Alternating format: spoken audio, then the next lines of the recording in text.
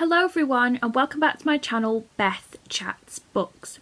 Now today's video is going to be my library wrap up part 2, but I also have 2 books that I read in between finishing the last 2 kind of books in this haul, so I will discuss them also. So I'm going to insert pictures because today I went to the library and returned the last of the books, so I don't have any left in physical copy anymore to show you guys. I'm just going to get on with it. So I apologise beforehand for my hair. I've washed it today. Does it want to sit? No. I did have it in a ponytail, but now it's all kinky and it's really irritating me. So whatever, it is what it is. So the first one I want to discuss is Bitter Orange by Claire Fuller. So this is kind of a thriller-esque. I don't really know how to describe it. So basically it follows 3 main characters and the protagonist is Frances. So Frances ends up going to this British country house. I vaguely now can remember that it's maybe, I want to say it's kind of post-war era. Anyway, so it follows Frances, who she's been sent to this English countryside by an older man who we don't ever really meet. He's kind of part of a horticultural establishment and he's kind of invited her there so that she can see his country house, which is the house that she stays at for the duration of the novel, and kind of make a feature on it, write up some kind of article on it. So when she gets there, she's staying in the attic room and she meets Peter and Cara, who are a couple who live down below. Peter has also kind of been asked to do an article on the house as well. But then the whole book is kind of eclipsed by when Frances meets this couple. There's something a little bit odd in particular about Cara, who is the female in the couple downstairs. She has very erratic mood swings and Frances becomes kind of besotted with the couple. And I don't want to give too much away, but you can already tell by what I'm describing that it's kind of thriller-esque, mystery. It's got those kind of tropes of, well, we kind of have slight hints by the narration changing to kind of present day when Frances is a lot older, and we're trying to piece together when she's reflecting about that time that we kind of have this impending sense that something goes awry while she was there. So while I was reading it, I enjoyed it. I only gave it a 3 out of 5 stars purely because it didn't end how I wanted it to end. And the ending was a little bit floppy for me because I kind of expected it to go one way. And I think because she didn't want it to be cliche in so many ways, she threw a little bit of a curveball in there, but it just didn't end up having that satisfying ending. And recently reading some really great thrillers like The Corset by Laura Purcell, and I can never say it, okay, but that was done really well, I think. And I think when you hone your craft, in particular with mysteries, thrillers, those kind of things, then you'll end up perfecting the endings as you go. But it kind of became one of the run-of-the-mills kind of mysteries for me because it kind of at the end, which some do. I mean, I don't really like Gone Girl by Gillian Flynn for that particular reason. Or also some thrillers I don't like when they kind of elongate it for too long. But this was short and snappy and definitely worth the read if you just want to, if you're intrigued by it and you just want to check it out and see how, you know, see what happens and what happened to Frances, because it was really good while I was reading it, and it was a palate cleansing read for me. It was something that was easy to get into and I didn't have to think too much about. So there's that one. And then after that I read Everything Under by Daisy Johnson. This was another book that I gave 3 out of 5 stars. Now, I don't know whether I didn't get the most out of it purely because I didn't really understand a lot of the mythological references. So I know that there was a lot of mythology kind of dotted around in this novel. And I didn't really appreciate it because I didn't understand it, and that's my own fault as a reader. That's my limitations.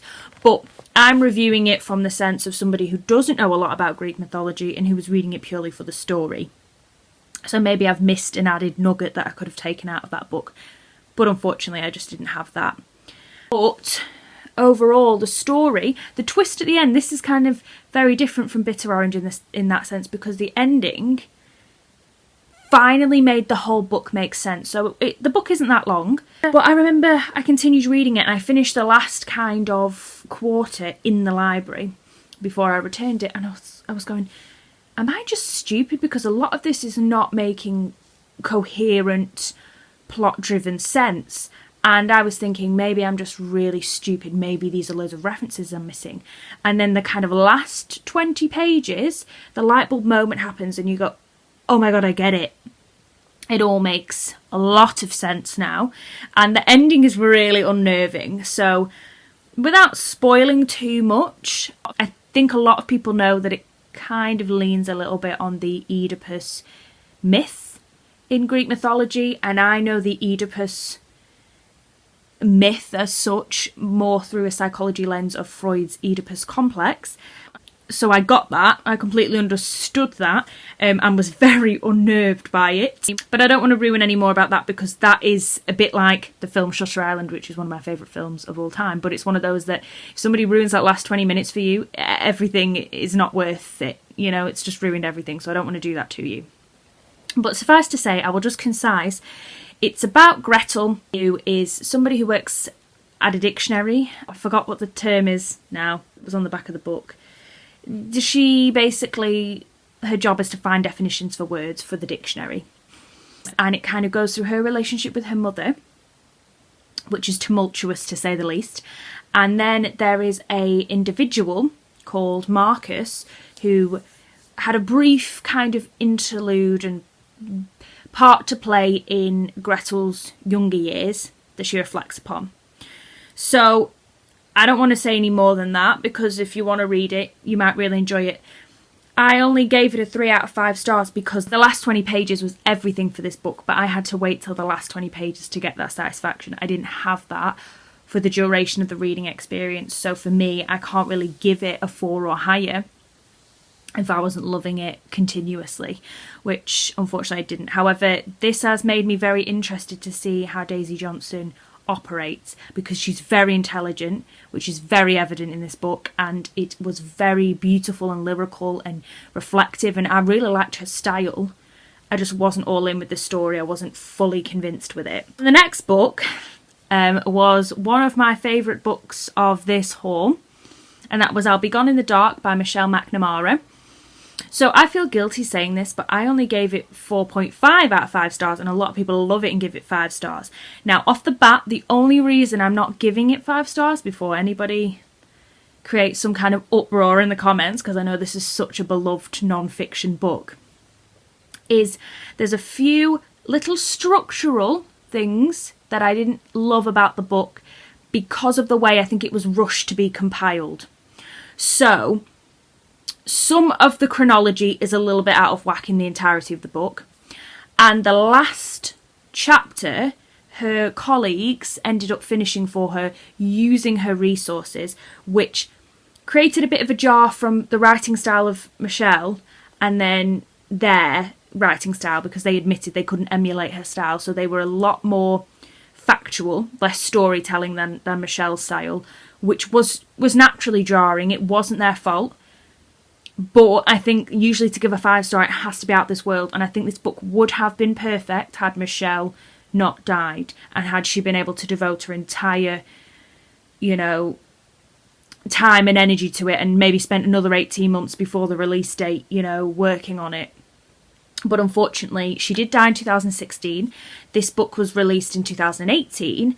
And in 2018, they ended up arresting the man who was eventually arrested as the Golden State Killer. This book is Michelle McNamara's obsession with the Golden State Killer and kind of trying to find justice. So when she wrote this, they did not arrest him, obviously. So she died in 2016. He was arrested in 2018 after the publication of this book. So a lot of people credit that this book kind of helped, although obviously behind the scenes a lot of stuff was going on before this book was published that helped getting him arrested. I think it's Joseph, I've forgotten his last name now. I'll link it down below. There's a recent article, there's quite a few recent articles just this year about it because it's coming up to a year that he's been incarcerated for this. But like I said, so she's done a lot of research. He was a serial rapist that then went on to become a murderer. So she goes through a lot of the kind of main cases related, because it was quite excessive. There was a lot of rapes that he did, well into double digits.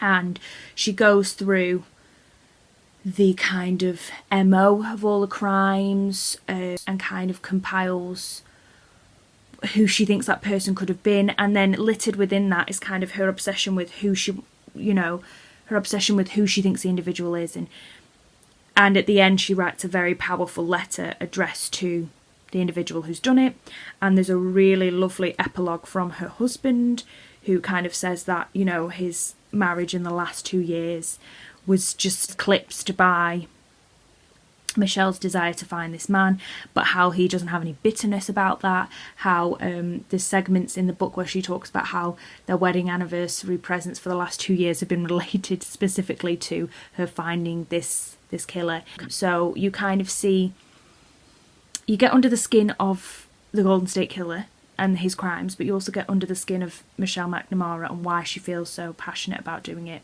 So it is heartbreaking that she never survived long enough to see him be arrested and incarcerated, but I think she'd be so happy that her book has a piece of legacy and that we now live in a world where he has been captured. It's very interesting to be able to read this book with hindsight of knowing what you know, but this book made me obsessed with trying to find out so much research about this, and I find it fascinating that she is a journalist, or was a journalist, but Michelle just spent so long getting to know people within the constabularies and the sheriff county departments who were working on the separate cases, because they were interstate cases. So she spent a lot of time befriending them to get extra evidence from them. She's gone through excessive files. So she did a lot of self-research, and she had great connections to be able to get the evidence, to be able to peruse evidence from police departments as well. So it's just a fascinating book, and it's made me kind of want to go on a true crime hype. So if anybody's got any other books similar to this that they would recommend as non-fiction, maybe I'm open to fiction as well, but particularly non-fiction true crime, let me know in the comments down below. And then the next one is Brew B by Cynthia Bond. So this was a stunning book, but unfortunately my headspace when reading it was not great. So I was in a little bit of a grumpy, down in the dumps kind of mood when I was reading this. Now this is beyond a dark book. It's soul destroying, it's disheartening, it's so dark. It looks at really difficult, very difficult subject matter, including murder, rape, kind of devil worship. So it's set in the south of America, in Alabama, I believe, and it follows characters who live in a black-only area, and it follows the characters of Ruby, Ephraim, and Celia. So Ephraim kind of is from a distance quite besotted with Ruby, who lives in the area. Now Ruby her family has quite a dark past, she has quite a dark past, and so she's kind of ostracised within her community. People think she's very odd, and she's kind of on the outskirts of the town or the city, just forgotten. Nobody goes to visit her, and she previously went away to New York and came back, and Ephraim has always had a long lost love for her since childhood. So when she returns, he kind of tries to initiate contact with her. Then his sister Celia has a very active role in society where they live. Ephraim and Celia's father was a pastor or a reverend. Celia has an active role in religious life there, and everything kind of develops from there. I don't want to ruin that for you either. It wasn't what I expected, but there was some really harrowing accounts of what some of these people had gone through, and then there was some really interesting bits where magical realism was used a little bit, kind of this idea of ghosts as a symbolic representation of past atrocities done to black Americans living in America, past and present. So it was kind of, these ghosts signified a catastrophic death of a black person because of their race. And it was very, very hard to read at points, and also because my mood wasn't that great, I found this quite difficult. So this review and this rating is purely from that headspace, that I gave it 3 out of 5 stars because I can't categorically say I enjoyed reading it because of that. I think it's such a valuable book, and I'm so glad I've read it, and it definitely is a modern classic, there's no doubt about it. The ethos on what this book is trying to tell you, and how it's making a conversation about race and the history of Black America and Black American rights or lack of rights, and that kind of journey and story was profound and poignant and beautiful in this book. But unfortunately it just took a lot out of me to read it at this time, so I just kind of, I only gave it a 3 out of 5 stars, unfortunately. And then, on a no less brighter subject, the next book I read was Adele by Layla Slimani. So I gave this 4.5 out of 5 stars. Now, I was a little bit stuck because I enjoyed it as much as Lullaby, and I think I gave Lullaby 5 stars. I was going to say 4.5/5, but I think it's more of a 4.5 read, purely because it's just so thin as well. I got through it in one sitting. And also I think Lullaby has that kind of plot, whereas Adele doesn't necessarily have a plot. It was more kind of being in the headspace of Adele. But it doesn't mean I enjoyed it any less than Lullaby. I just think right now 4.5 is probably it better sits there. So Adele follows Adele, who lives in Paris with her surgeon husband and her young son.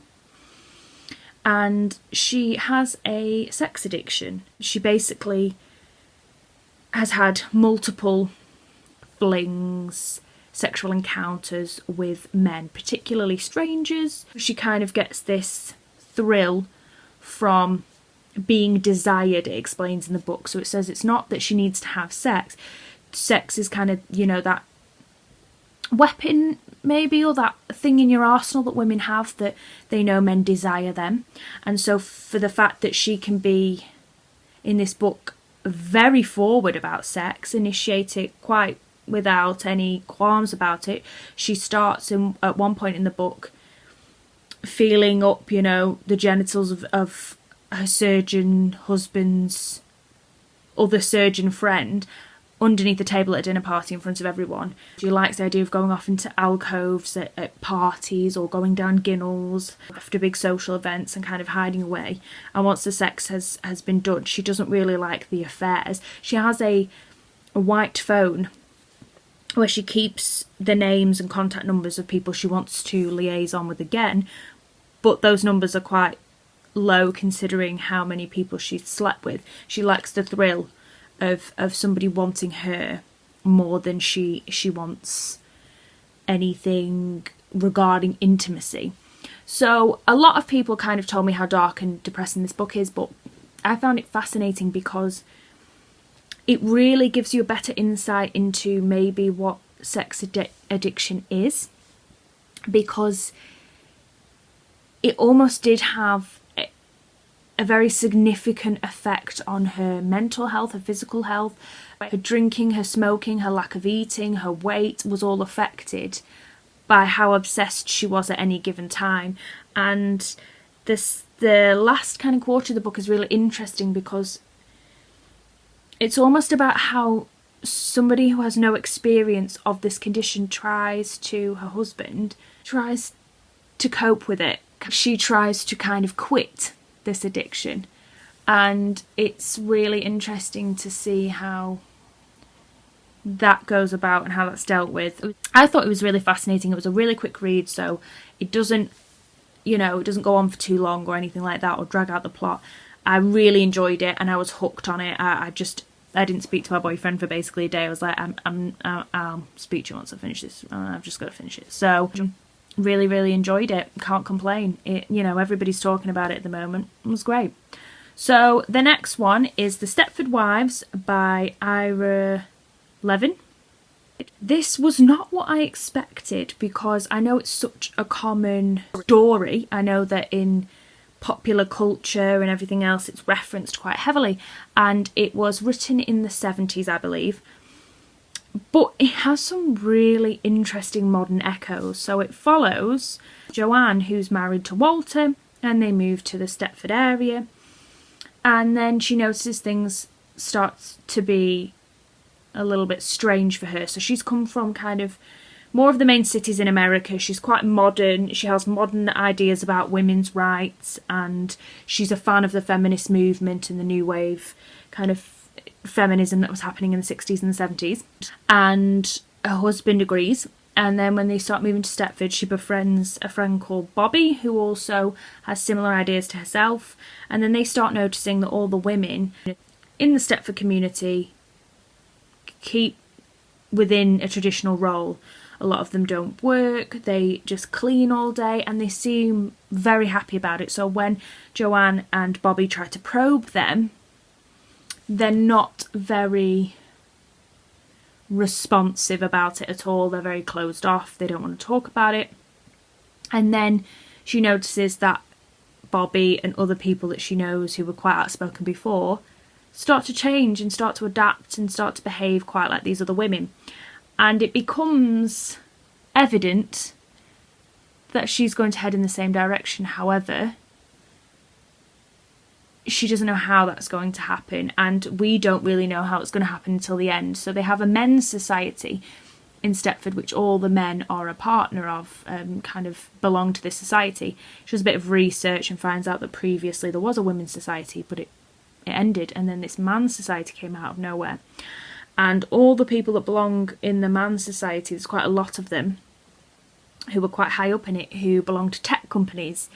This idea that, I don't really want to spoil it, but it's kind of the idea that men are making a statement, and Ira Levin's making a statement in this book about how feminism is making a threat to domesticity and how the patriarchy in men have a fear of that, and how technology, future use of technology, and the use particularly in this book of technology, is men trying to find a dystopian alternative to the future of feminism.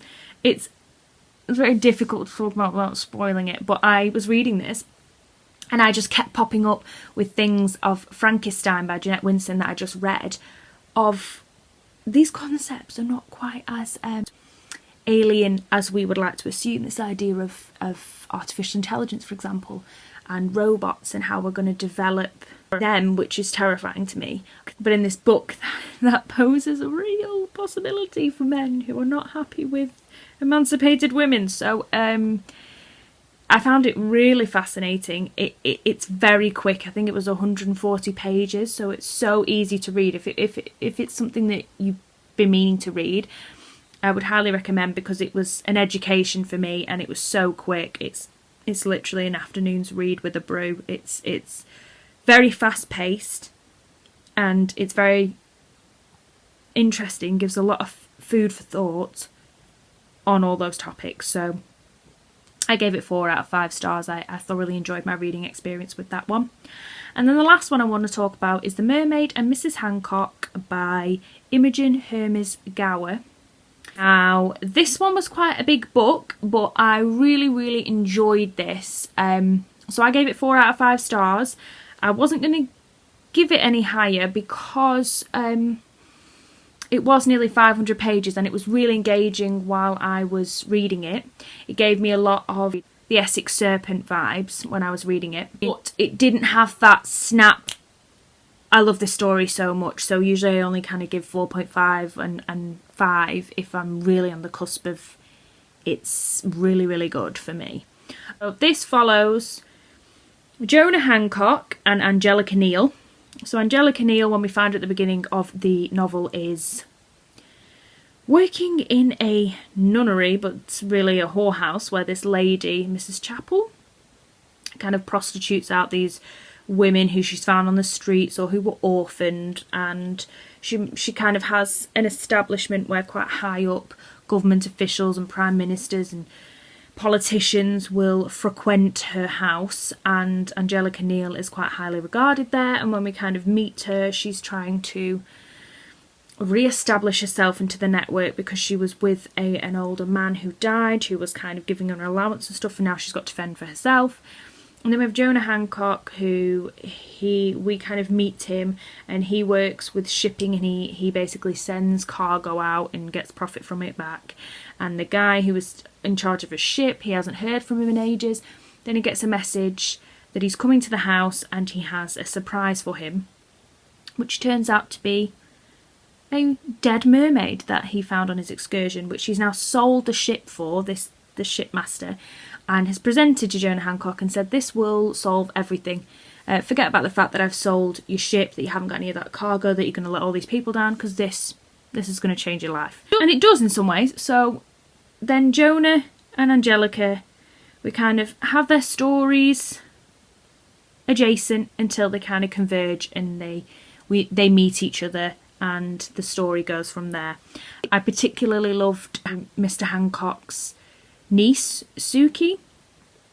She was really fiery and spirited and a fantastic character. I also loved how this book ended up with a few characters. You do a full 180 on how you regard them. So Angelica at the beginning was very petulant and very irritating to read, and her companion Miss Frost was really sympathetic and was trying really hard with her. By the end you feel completely different about both characters. So it's a fun historical fiction novel. It's really gripping. It's not hard to get into. It's set in kind of Georgian England. It doesn't do a lot of descriptions of dress or of location or of things like that, whereas I know a lot of people who are not massive fans of kind of classics or historical fiction hate the excessive description, but this is very plot driven. So for those of you who are put off usually by that and kind of by period historical dramas or period historical fictions, this is a romp and a half. It gets straight into the story, and I think it's okay with page length. I personally would have liked it to be maybe 100 to 150 pages less, but I don't think it's too long that it starts getting tedious or boring. So like I said, I gave that 4 out of 5 stars and really enjoyed it. So that's everything for my wrap up. So obviously Adele and the Stepford Wives were not from my library haul, so they were in between. But Ruby, Mermaid and Mrs Hancock, I'll Be Gone in the Dark, Everything Under and Bitter Orange were my library wrap up. So that's everything. I'm going to do a video very soon with a new library haul, because when I returned them today I obviously took a hell of a lot more books out. So that will be coming soon. But thank you guys so much for watching, and I'll be back very soon with a brand new video. Bye now.